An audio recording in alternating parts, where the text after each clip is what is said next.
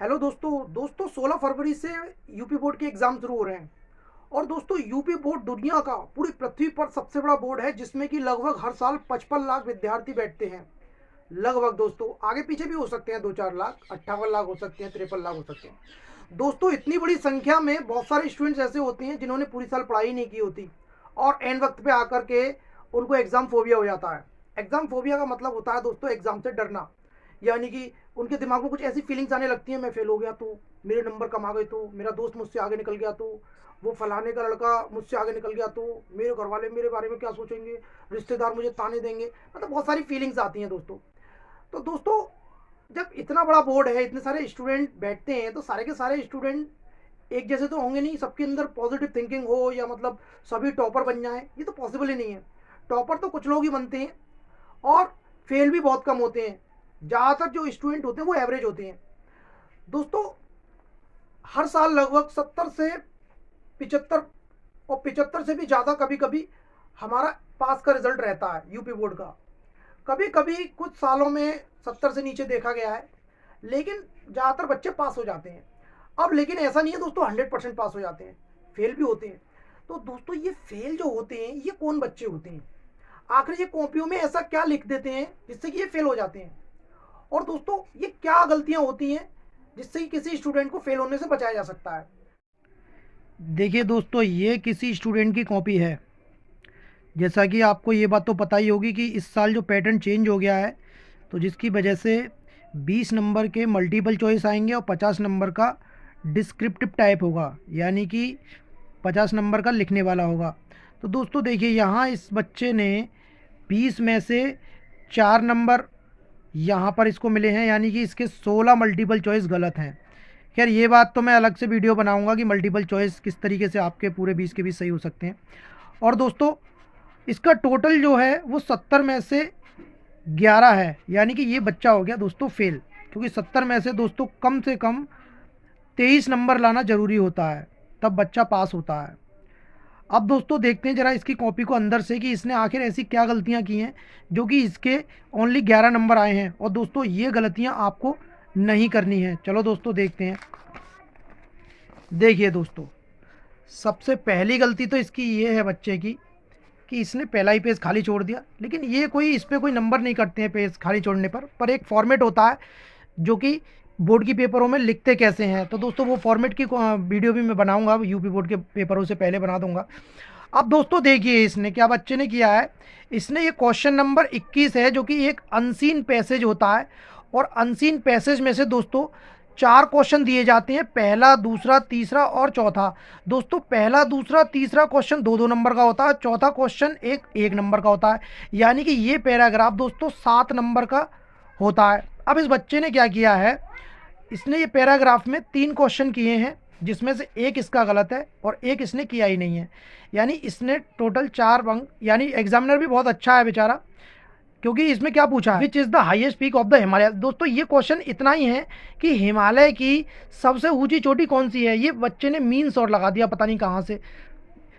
तो दोस्तों इसका उत्तर केवल इतना होना चाहिए था, the highest peak of Himalayas is mount Everest, बस इसे पूर्ण नंबर। लेकिन इसने पता नहीं और क्या क्या लिख दिया है, लेकिन फिर भी एग्जामिनर ने 2 नंबर दिए हैं। दोस्तों एग्जामिनर ने ऐसा क्यों किया है, दोस्तों कोई भी एग्जामिनर ये नहीं चाहता है कि बच्चा फेल हो, ना ही एग्जामिनर चाहता है और ना ही दोस्तों सरकार चाहती है। एग्जामिनर और सरकार हमेशा ज़्यादा से ज़्यादा बच्चों को पास करना चाहते हैं, लेकिन कुछ बच्चे ऐसे होते हैं जिनको पूरा एड़ी चोटी का जोर भी हम जब लगा लेते हैं तो भी दोस्तों हम उस बच्चे को पास नहीं कर पाते। अब दोस्तों इसने 4 नंबर यहाँ प्राप्त कर लिए। उसके बाद देखिए इसने क्या किया है, इसने एक एप्लीकेशन लिखी है 4 नंबर की, और दोस्तों 4 में से देखो एग्जामिनर ने 3 नंबर दिए हैं, जबकि इस एप्लीकेशन को अगर ठीक से चेक किया जाए तो इसमें बहुत सारी गलतियाँ निकलेंगी।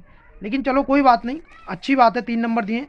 अब देखिए दोस्तों ये पेज खाली, ये भी खाली, ये भी खाली, और दोस्तों ये देखिए इस बच्चे ने केवल और केवल 4 नंबर की एप्लीकेशन और 6 नंबर का ये 1, 2 और 3, ये 6 नंबर, 6 और 4 10 नंबर का पेपर किया दोस्तों इसने 50 में से। भाई 20 नंबर के तो मल्टीपल चॉइस हो गए।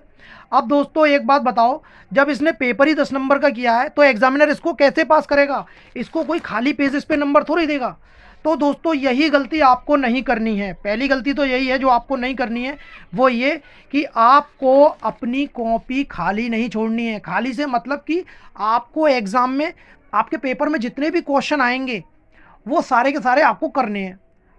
हाँ मुझे पता है, अब आप ये सोच रहे होंगे कि सर आए ना फिर कैसे करें, तो इसके लिए मैं अभी दोस्तों बताऊंगा आपको कि किस तरीके से ना आए तो क्या करना है।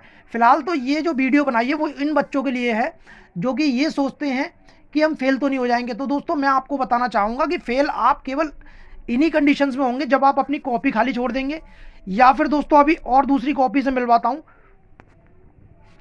और देखते हैं कि उस बच्चे ने क्या गलती की है। और दोस्तों फेल होने की दूसरी कंडीशन है, ये देखिए ये बच्चा भी फेल है, इसके 70 में से 19 नंबर हैं।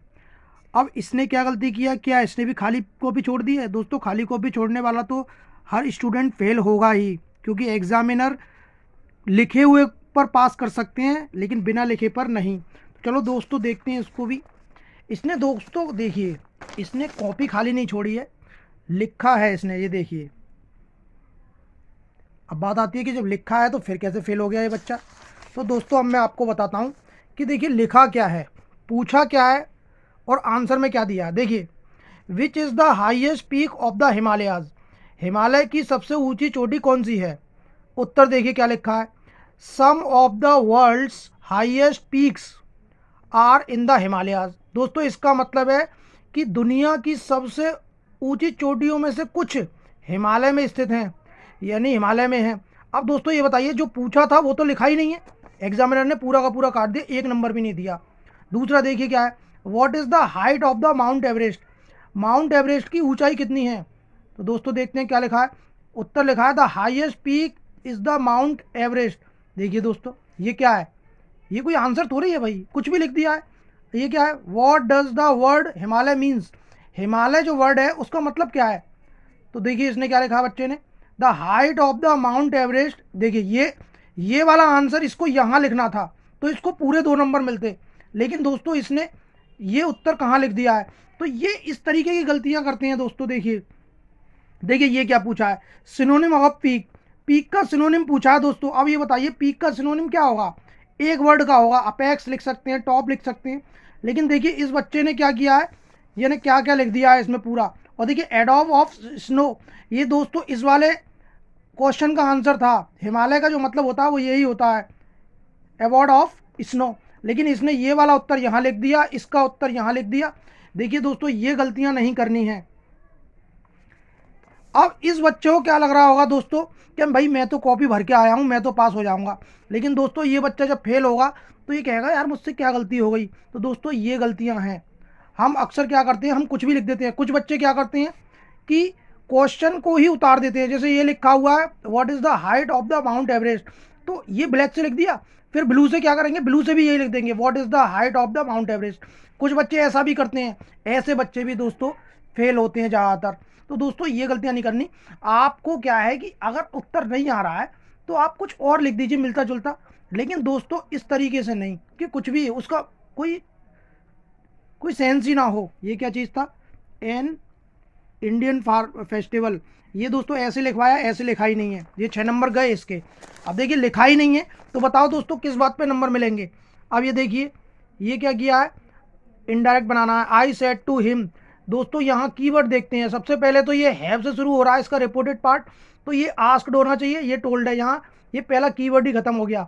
उसके अलावा दोस्तों इसका कंजक्शन, ये रिपोर्टेड पार्ट इसका सिंगल इंटेरोगेटिव है, सिंगल इंटेरोगेटिव में यहाँ इफ आता है, तो दोस्तों यहाँ पर देखिए दैट लगा दिया।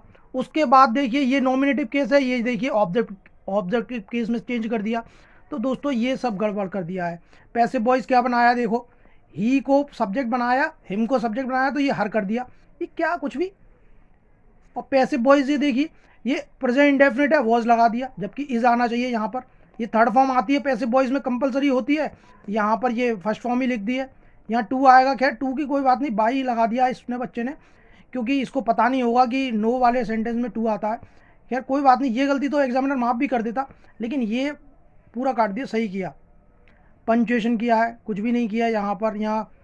यहाँ वैन के बाद में कॉमा और इन्वर्टेड कॉमा लगेगा, यहाँ लास्ट में फिर क्वेश्चन मार्क लगेगा, फिर इन्वर्टेड कॉमा क्लोज होगा, कुछ भी नहीं किया है।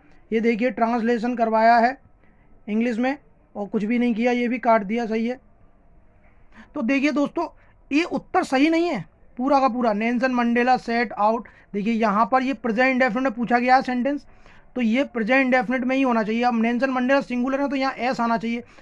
हालांकि ऐसी गलतियाँ छोटी मोटी नहीं देखते हैं, लेकिन पूरे 2 नंबर दिए हैं। देखिए यहाँ भी देखिए 2 नंबर सेंट्रल आइडिया है, हालांकि इसको पूरी तरह से चेक करेंगे तो इसमें नंबर कट सकते हैं, तो इसलिए काट दिया 1 नंबर।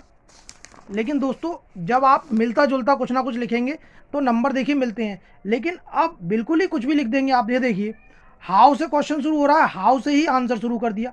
दोस्तों ये क्वेश्चन वर्ड अगर शुरुआत में देख लिया एग्जामिनर ने तो यकीन मानिए उसके दिमाग खराब हो जाता है, इंप्रेशन ही गलत पड़ता है। ये देखिए हाउ डिड से क्वेश्चन शुरू हो रहा है, हाउ डिड से आंसर कैसे शुरू हो जाएगा, तो ऐसे क्वेश्चन तो कटने ही कटने हैं। ये देखिए ये हरी सिंह सब्जेक्ट से शुरू किया है, हालांकि इसने पढ़ा होगा या नहीं पढ़ा होगा एग्जामिनर ने, लेकिन 2 नंबर दे दिए। लेकिन अगर इसको भी ये वाई से शुरू कर देता स्टूडेंट तो इसको भी जहाँ तक है एग्जामिनर पूरा काट देता। तो दोस्तों आपने देखा 2 तरीके की गलतियाँ होती हैं, और वो क्या क्या गलतियाँ हैं आप समझ गए होंगे। सबसे पहली तो कि आपको कॉपी खाली नहीं छोड़नी है, पूरा का पूरा आपको पेपर करना है। और दोस्तों दूसरा ये है कि अगर आप लिख रहे हैं तो मिलता जुलता लिखें, कुछ ऐसा लिखें जो वो आंसर जैसा लगे। ऐसा नहीं है कि क्वेश्चन वर्ड से शुरू कर दिया या फिर आपने कुछ ऐसा लिख दिया कि पूछा कुछ है और लिख कुछ और दिया, बिल्कुल ही मिलता जुलता नहीं है वो। तो ऐसी कंडीशन में भी दोस्तों वो नंबर कट जाते हैं और बच्चे के फेल होने की संभावना होती है। बच्चों को ऐसा लगता है कि हमने पूरी कॉपी भरी है, हम पास हो जाएंगे, लेकिन दोस्तों लिखा क्या है उसके अंदर वो भी देखा जाता है। कभी कभी क्या करते हैं स्टूडेंट, जैसे 4 नंबर का क्वेश्चन है उसमें 3 पेज भर दिए, जबकि वो आंसर खत्म हो जाता आधे पेज में ही, लेकिन 3 पेज भर दिए, क्योंकि उनको लगता है कि कॉपी भरने से पास होते हैं। दोस्तों कॉपी भरने से पास नहीं होते, फैक्चुअल लिखने से पास होते हैं। अच्छा दोस्तों ये वीडियो में इतना ही।